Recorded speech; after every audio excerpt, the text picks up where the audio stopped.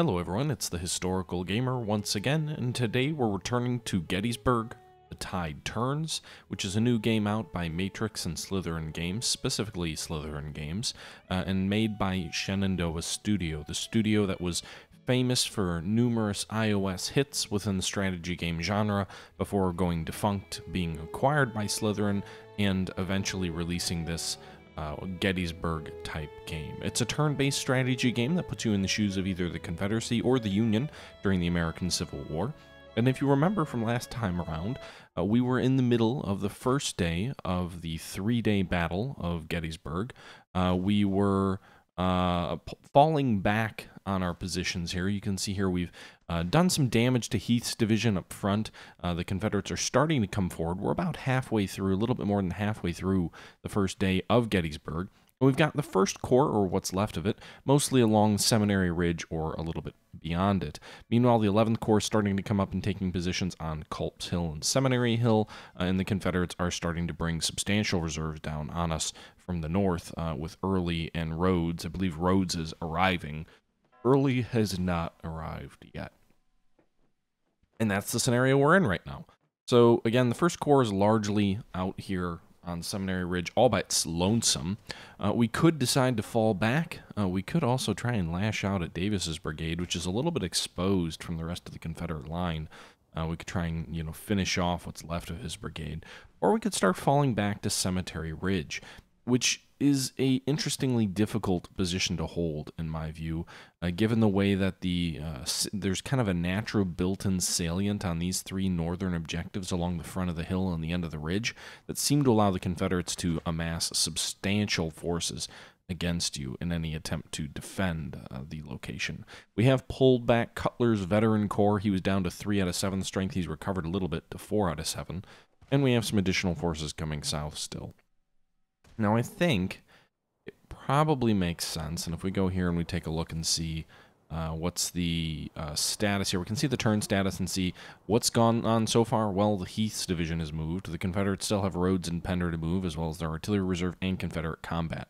Right now, the Union has the 11th Combat and the Cavalry still to go after the turn, which is currently active, which has the 1st Corps. So that's how we can go ahead and take a look at that. And we can go ahead and slide that menu back down. So again, we could lash out at Davis and attempt to, destroy him before Rhodes. Rhodes still looks like he's a little bit too far away to really be an immediate concern. So I'm thinking maybe we do that. I'm just kind of trying to figure out how we would go about doing that. We could put the artillery up on this ridge line. They'll be able to bombard when the attack occurs. And then we could move, Baxter forward. Could move Stone forward. We could move Biddle forward, and that would give us a pretty reasonable chance of success here. You can see here it would be a 5 damage would be inflicted on him without loss, estimated, but it wouldn't necessarily destroy him. We could move additional forces down. We could say, all right, let's move Davis's force or something to that effect, but I'd rather avoid doing that. Additionally, we could move the Iron Brigade down, I think, probably if we really wanted to go overkill here. But then that would kind of open up our rear to Pettigrew trying to kind of get in here and cause some mischief. It would also open the Iron Brigade up to any Confederates that were able to amass against him could have a 3-to-1 advantage against the Iron Brigade as well. Here, the enemy's in the salient. If we were to pull back, we would be in the salient. So I think I'll leave the Iron Brigade where it is. I think I'll leave Cutler where he is, and I'm trying to see if there's another corps, anything like that. Maybe we'll have Paul come up a little bit so the Confederates can't just march on top of the ridge. So we'll go ahead and have Paul march over here, and that kind of gives us a little bit more of a cohesive line here with Paul's battered but recovering experienced brigade as well. I want to say we've got one more coming up, but I don't know if it's arriving yet. It doesn't look like it's arriving yet. And we'll kind of keep Cutler where he is. So that'll be the 1st Corps. I'm kind of hoping to roll combat immediately, which I don't. I roll cavalry, which, okay, cavalry certainly could be worse. We'll go ahead and we'll pull the cavalry artillery back up onto Seminary Ridge. Maybe they can bombard or do some good, positioned behind the line there.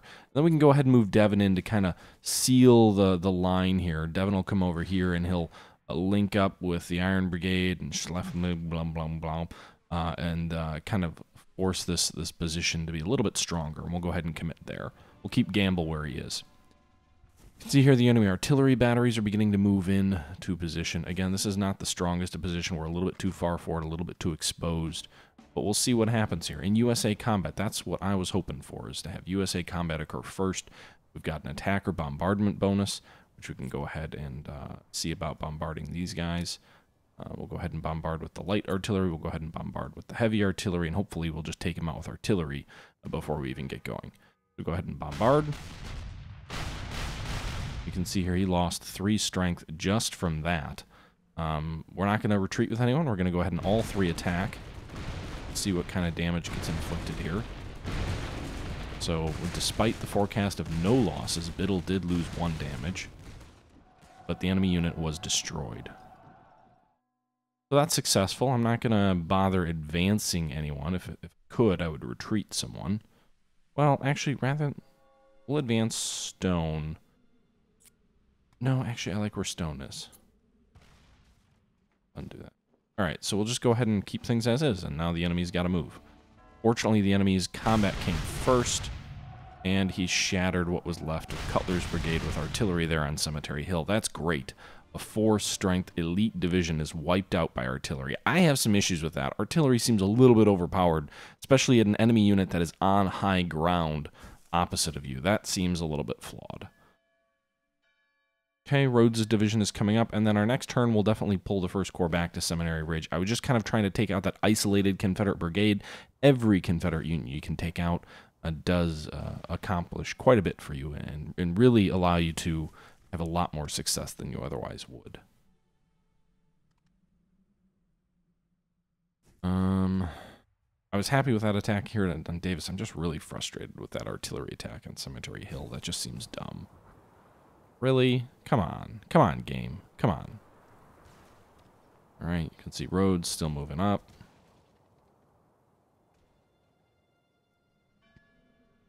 And I know the Confederates did nearly overrun some positions on Cemetery Hill at night, but I feel like if that salient at the front of the line is really so exposed, then Lee would have launched more attacks on it rather than trying to swing around Culp's Hill. But what do I know? I'm not a general.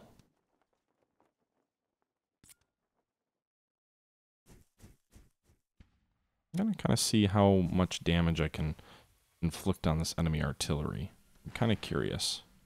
If I were to move units up along every one of its fronts, could I actually accomplish anything?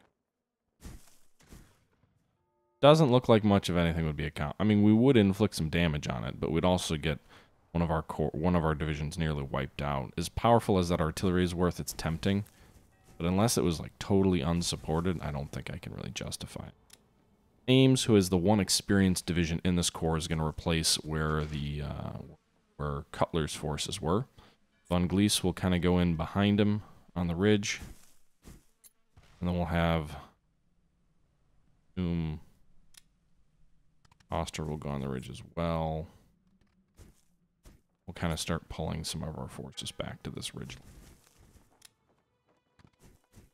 So the 11th Corps is really kind of consolidating here along Cemetery Hill. Oh wait, Cutler didn't get destroyed. It was some other unit. What did get destroyed? Can we see what got destroyed? Current status, no. Victory status. Huh. Doesn't give me a good sense of what happened. I guess I have to go back and look at the video and see, but it's obviously not Cutler because he's still here. Someone got shattered. Was it Devon? Might have been Devon. No, Devon's here. Gamble's here. Not sure. Not sure, folks. We'll leave the artillery here on Cemetery Hill. It generally does really well in the defensive as well, so we'll just kind of leave them as is. I think that does it for the turn? No, Pender's still got to move. Alright, so Pender's trying to get in behind us and launch his own attack on Cemetery Hill with Perrin's brigade. Meanwhile, other elements of his force are still coming forward, so we're going to have to kind of hope that the 1st Corps gets to move first in this next turn, or it'll be an interesting turn with the 1st Corps kind of out here and exposed by itself.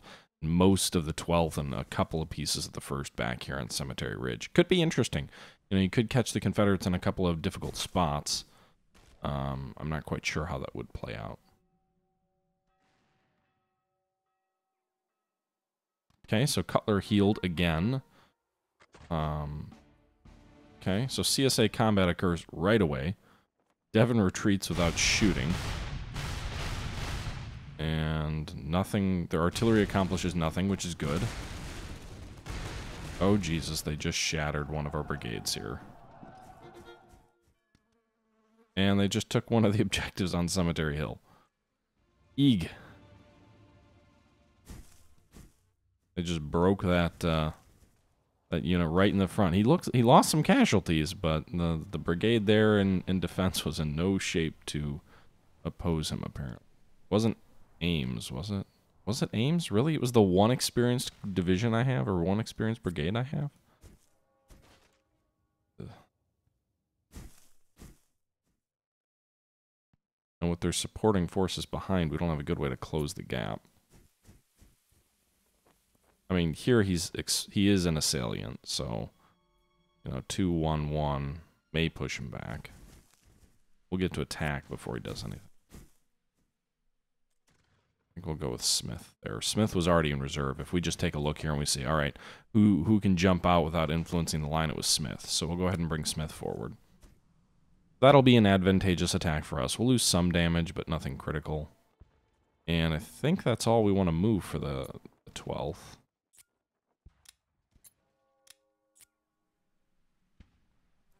Just trying to see if there's anything I'm forgetting. Doesn't look like it. So the 12th will be good. Confederates have already attacked. They can still move and get into better positions here to fight us. As you can see, they are. They're kind of coming in to support Perrin, and actually they're pulling Perrin out. Moving Lane in to replace him. So that does open up some holes for us. Be nice if before our combat we got to move the First Corps. And speak of the devil, ask and ye shall receive. That was weird. Oh boy, that is really tempting to just move the Iron Brigade forward. He'd lose some casualties, but he'd do some damn strong damage to both enemy batteries there. Could he get to it? And it's really just because he's in the woods, I think. Could be the high ground, actually. Firing down at artillery. That would be a bad idea. Or just because the Iron Brigade's the Iron Brigade, I suppose. If we bring him over here to support... Alright, so we bring the Iron Brigade back to support Von Glees, and you can see here it takes off some of the pressure off of Thomas. I don't want to just go for the artillery and forget about, you know, my own troops that I need to worry about. So I am going to go ahead and start pulling the Corps back. Is Baxter experienced? Yes, he is. So again, by moving these troops, it's going to really take the pressure off some of these forces that they were trying to attack to exploit their front. So with the Iron Brigade and Baxter's Brigade mounting up on his front, it's 6 against 2 in terms of the damage he's going to be inputting. I think maybe we bring the artillery up as well.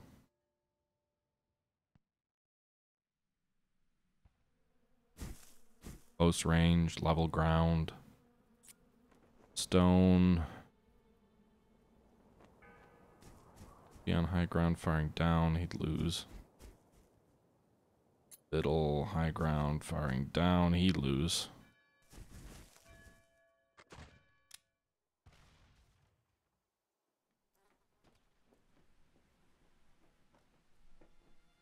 Alright. I think that's just about it. Start pulling Biddle back towards Cemetery Ridge, because we're going to need to get some reinforcements on there. We could bring Cutler around, too. Cutler is regrouped a little bit. Rhodes, I think, still has to move this turn, which is the one concerning piece. But if I was to do this, it would really help in the attack. It would split Scales' fire. Help protect our artillery a little bit. Right now, our artillery is up against 4 casualties. Cutler would make it 3. He'd take 2 of his own, though. But he'd also inflict some casualties. I'm going to take that risk. Go ahead and commit. See what happens next. Alright, so we get to move our cavalry. which really can't do much this turn. Still gotta kind of stay back. So I think I'll just kind of move them forward to support. If they try and isolate the artillery, then I'll make sure they're in support of that. Go ahead and commit. Great, now Rhodes gets to move. I was really hoping that Rhodes would not move until after the combat phase, but apparently our combat phase is going to be the last. So Cutler's going to be in a world of hurt now, because he's going to move Doles and possibly another brigade up there to deal with Cutler. Meanwhile, our flank attack is also going to get hit hard, this one by Iverson. So this is just going to turn into one massive furball of combat here. Cutler is in a lot of trouble now. I should have kept him back on the ridgeline. And apparently Jenkins's cavalry is going to get around us and try and take the objective all by themselves up on Culp's Hill. And we haven't even dealt with Early yet, so this could really be a decisive turn in this battle. We shall see. Alright, so we've got one bombardment unit. Really just one? Oh, because these guys closed the range. Who do we want to bombard? Scales looks to be the biggest threat, so we'll bombard him for what it might accomplish. And that's nothing. Let's have Cutler retreat, I think.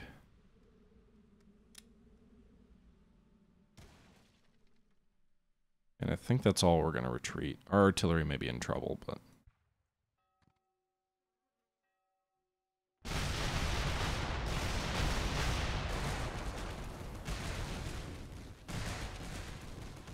Alright, this will be one of the larger fights, I'm sure, in this entire battle.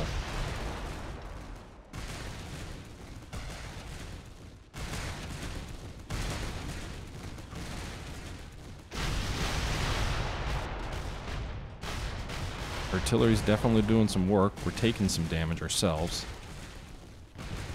Enemy return fire is definitely not leaving us unscathed. Weird thing is I saw something that said like 5 damage, and I didn't see any enemy units like actually taking that damage. Looks like we shattered one of them. Several others did retreat.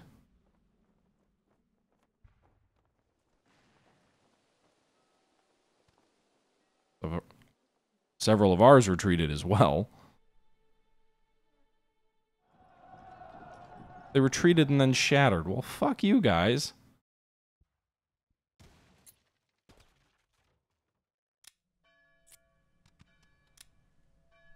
Can we advance into Iverson? He's still there.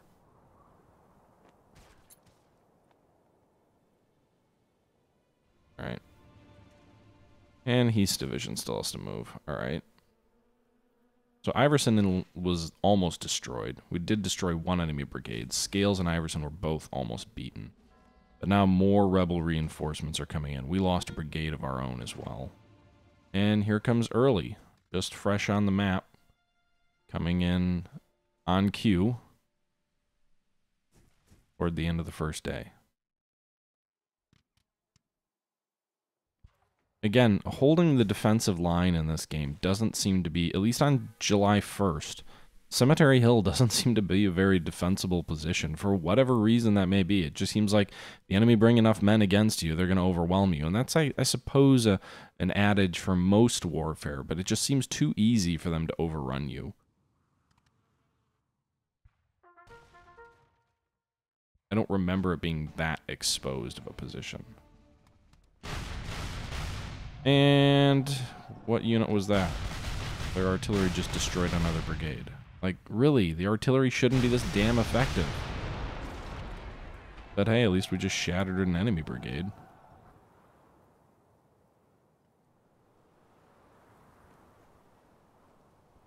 And they're going first again. Right up into the objective points.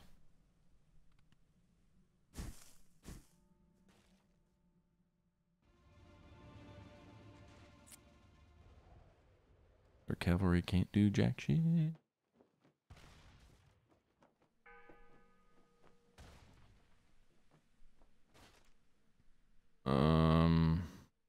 do with my cavalry? I don't even know.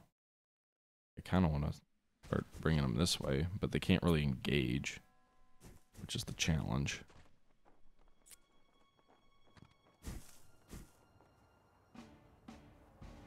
Really, USA Combat? You can do nothing. What else can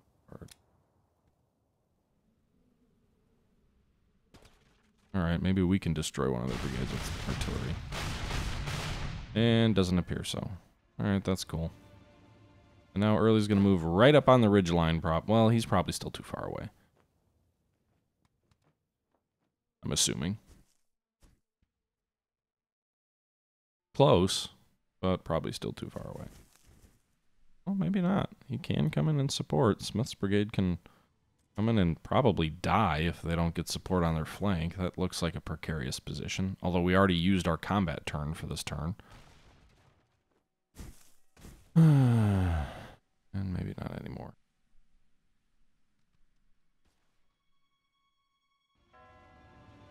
Alright, 12th Corps. Where are you going?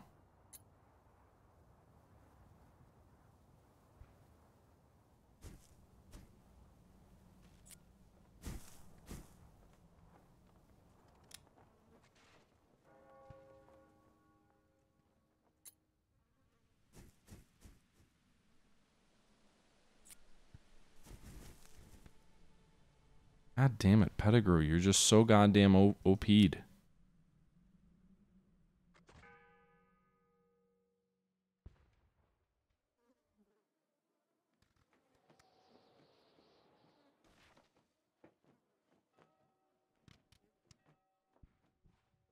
And they're using their artillery fort. Like, really? That's what you're gonna do with your guns? Whatever. I need to stop whining.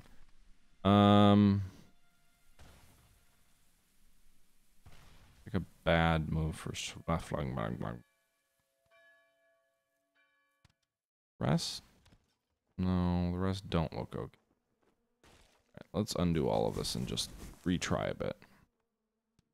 So 4, 4. Slitherine or Costner. He's a little bit beat up. Let's have him go here.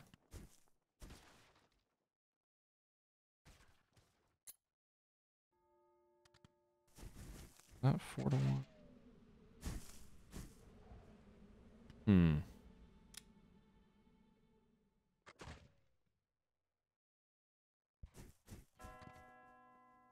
Just trying to see also if doing this like actually helps any of the other combat units.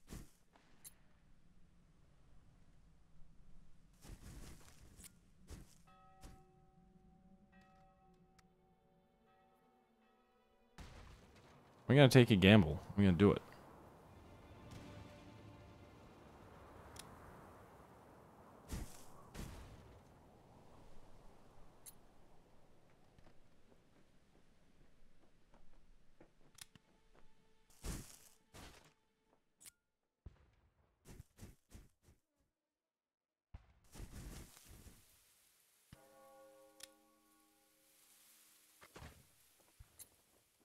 I don't know where I should move this guy, though. Or Cutler for that. Suppose we move Cutler adjacent to the enemy cavalry. Move Biddle up to be a reserve.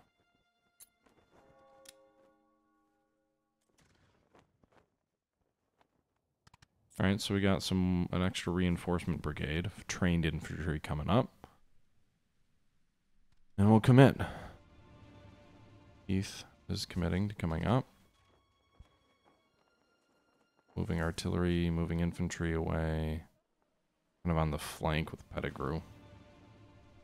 Rhodes is probably going to come in support as well. I'm sure they'll move someone up to face Smith. Yep, Daniel. Enemy cavalry coming around Culp's Hill, because apparently they can't go straight up to it.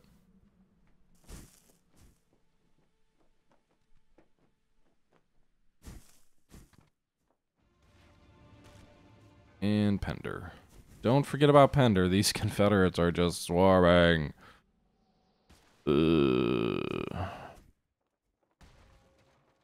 It's an interesting and challenging first day as a Union commander. The Confederates is just kind of like, all right, try and get a push going as best you can. But yeah, that first day is a challenge. Starting to get the 12th Corps to come down, so hopefully these guys can start evening out with early a bit. These next few turns are going to be bloody as hell.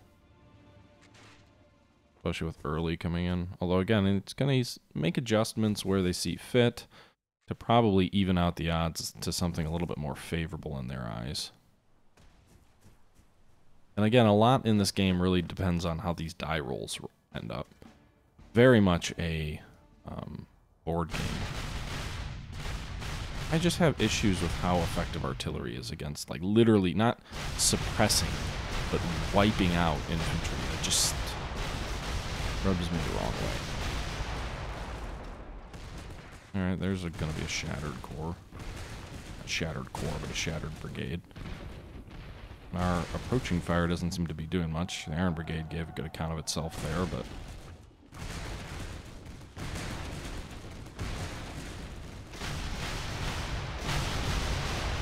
a lot of smoke, though. I do love the aesthetic look of the whole game.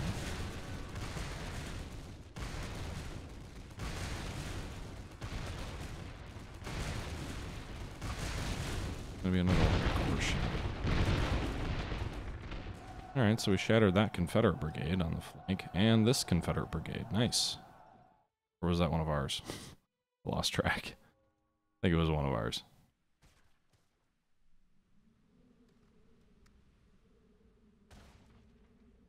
The fight isn't over. It doesn't look like we've still got a couple units left to move and attack.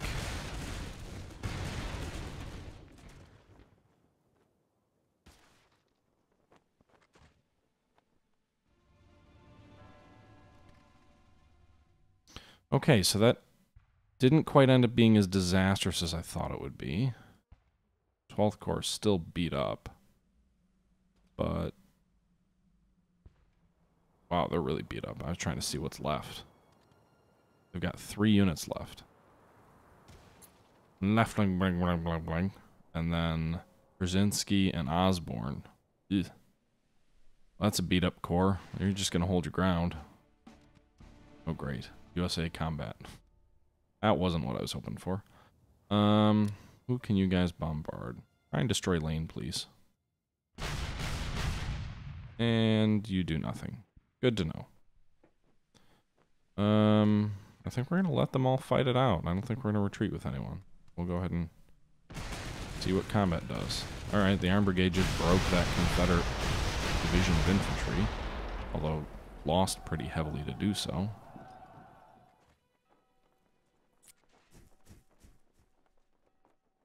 Okay, and we actually did advance there to retake that objective. Oh, nice.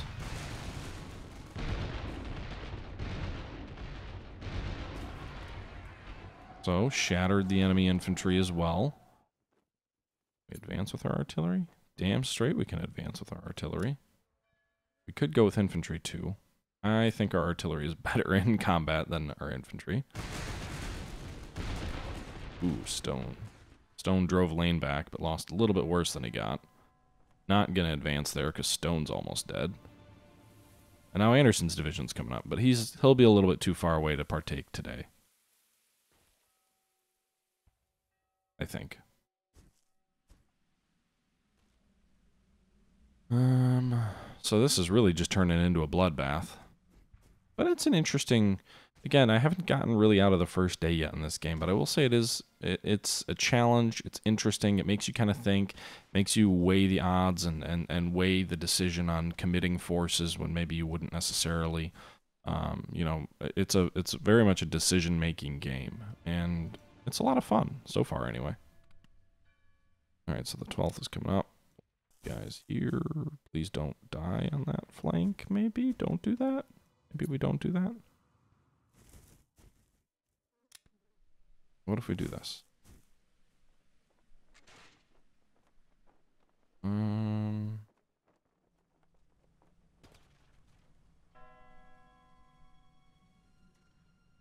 just don't know, like, where really makes more sense to commit my forces. Thinking maybe committing. I don't know why it drops me down. Every time I click, it, like, jumps me down on the map. Hit Green's Brigade, and it falls down, like, to the middle of the map. Whatever.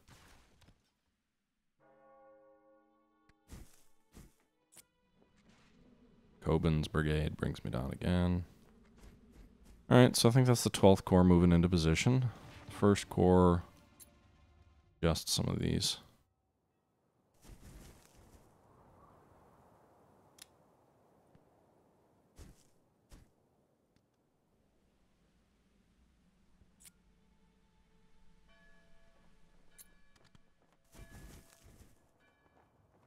That looks really dumb, if you ask me.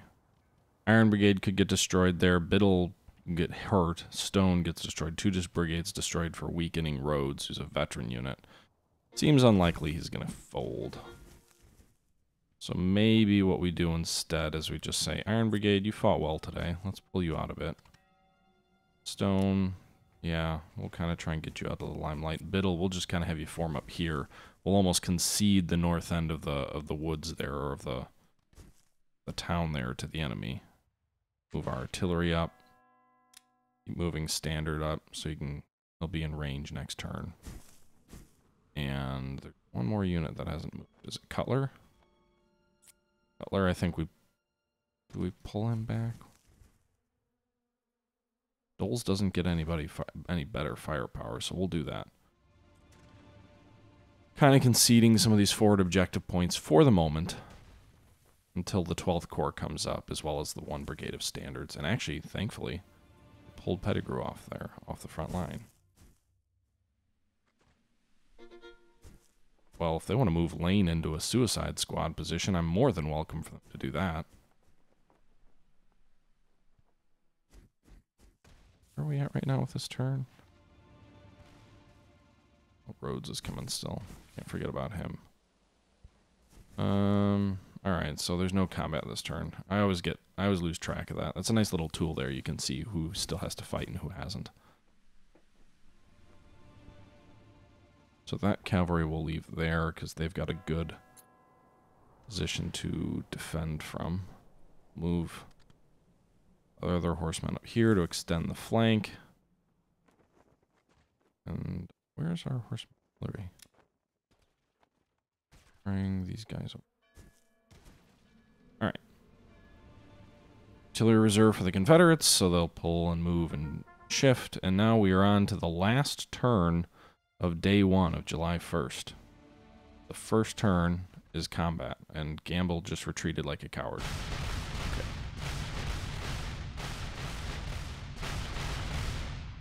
Alright, well, I'm perfectly happy if they're going to have completely ineffectual fire. Scale should be dying. There he goes. Alright. 12th Corps just gets into action here. One Confederate corps shattered there. Dougal retreated off the objective, but he didn't really lose any casualties, and hopefully we can take that back. Lane's brigade also shattered.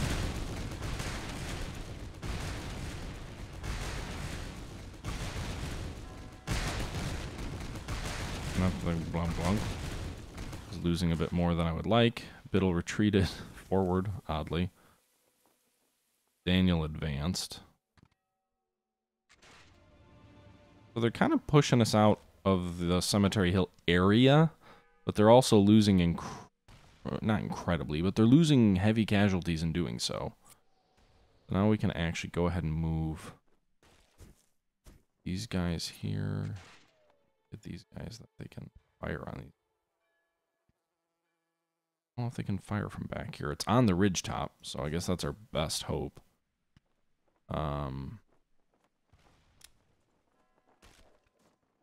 Full Stone back a bit.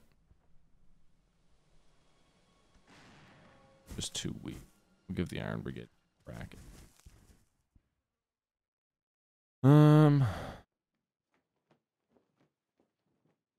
Probably want to. Oh, he's not in our corps.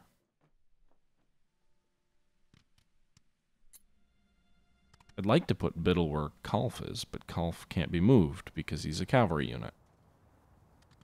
So I'll just put him on an objective point. And Cutler, let's pull you back one hack. Get you out of danger. Okay, Anderson's going to move up now.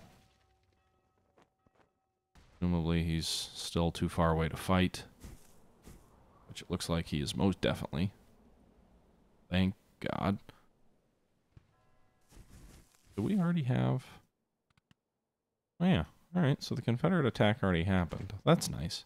Again, I'm sorry if I'm kind of pondering this. It's like 1 in the morning right now, and I'm not doing a great job of talking through this video. We're at 35 minutes here. We're going to be ending as soon as the first day ends, so it should be...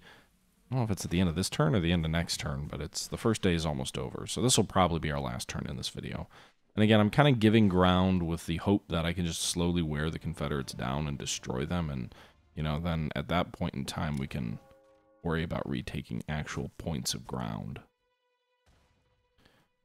And I'm going to pull Kalf back off the defense. Let's not go too far. Go back to 1.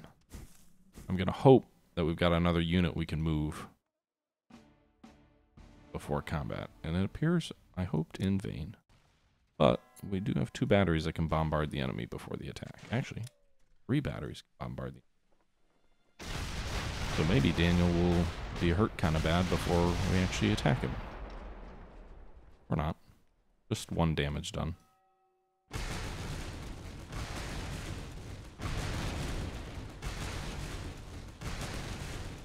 Well, we just lost Slitherine brigade.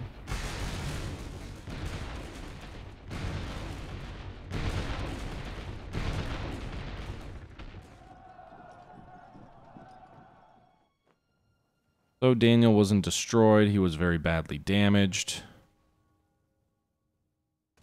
Iron Brigade can move into a post.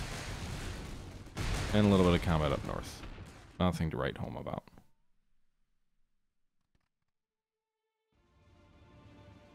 Okay, well, overall that fight went about what I expected.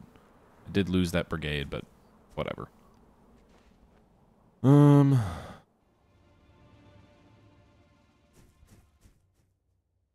The enemy has lost a lot worse than I maybe am giving him credit for. He's got Anderson's division coming up fresh.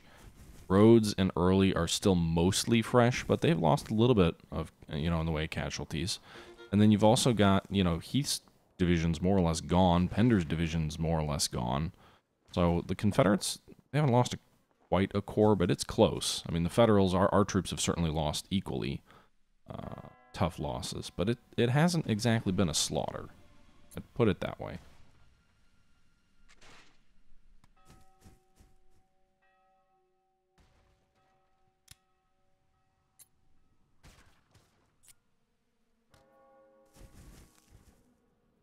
Okay, I'm just trying to get like a large battle line arrayed against them.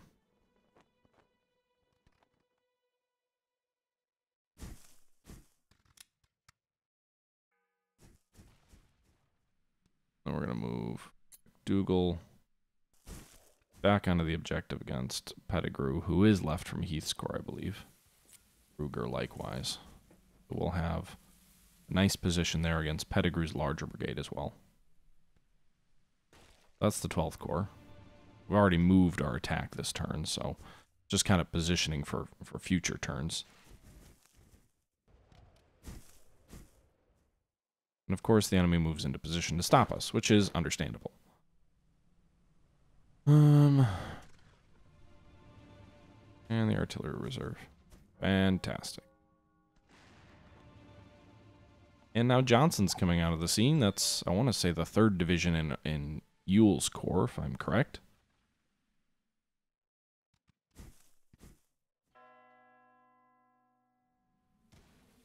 So, I think what I may need to do for future videos is talk more about the history. I know I've played Gettysburg to death, which makes me kind of feel like, from a series channel perspective, like, do you guys really want to listen to me talk about Gettysburg for the 10th time when I don't have a ton to add? But I could consider that. This is, you know, can't say I've been the most enthralling host in these videos. We're Where's our artillery going to go? Leave our artillery where it's at. Only 2 units left from the 11th Corps. Alright, so that is the end of that turn. We're going to go ahead and save, but save is weird and takes place behind this map. Alright, so let's save now. I didn't see whose turn it is, but it does appear to be turn 11, which I believe is the final turn of July 1st. It is the 7 to 8 o'clock turn, and it does appear it's going to be early, but we already saved the game, so we're going to retreat and get out of the game here, guys. I appreciate you all tuning in for another video. I hope you guys enjoyed the video. Let me know your thoughts. If it was a little bit rambly or sidetracked, sorry, I was recording at like 1 in the morning. Probably shouldn't do that in the future, but rest assured, the next video will be better. I always feel like I can do better, and I always regret that I don't. But enough of me self-deprecating. Hope you guys all enjoyed the video. Till next time, it's the Historical Gamer saying, once again, thank you for watching, and I'm out.